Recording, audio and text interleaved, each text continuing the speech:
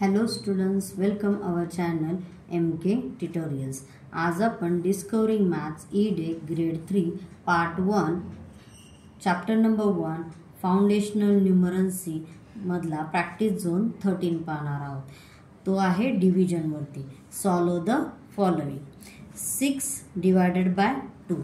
तर आता हे पहिले एक समजून घ्या की हा जो ब्रॅकेट असतो ह्याच्यामध्ये इथे डिव्हिडंड असतो, इथे डिवायझर असतो आणि आलेला आन्सर हे क्वेश्चन असते।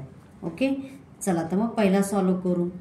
तर जो बिगर नंबर असतो हा असतो डिव्हिडंड आणि जो स्मॉलेस्ट असतो तो डिवायझर। तर 2 च्या टेबलमध्ये 6 किती जाय? 1 2 3 म्हणजे किती जाय? 3 जाय, म्हणून आन्सर हे क्वेश्चन काय आलं? 3। मग 2 3 जा 6 आणि इथे आलं 0। 6 minus 6 0। Next 15 divided by 3। Same procedure. 3 चा टेबल 3 1 जा 3, 3 2 जा 6, 3 3 जा 9, 3 4 जा 12, 3 5 जा 15। आता 3 च्या टेबलमध्ये पहिल्यांदा आपण डिव्हिडंड लिहून घेऊ, डिवायझर लिहून घेऊ आणि आता 3 च्या टेबलमध्ये 15 किती जा येत आहे?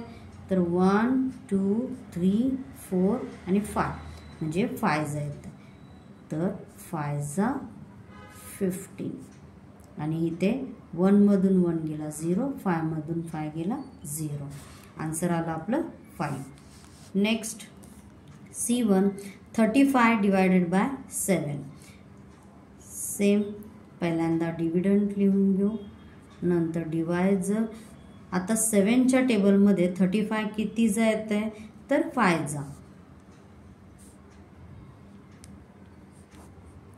5 0 जा 0 आणि 3 0 जा 0। Okay students, thank you.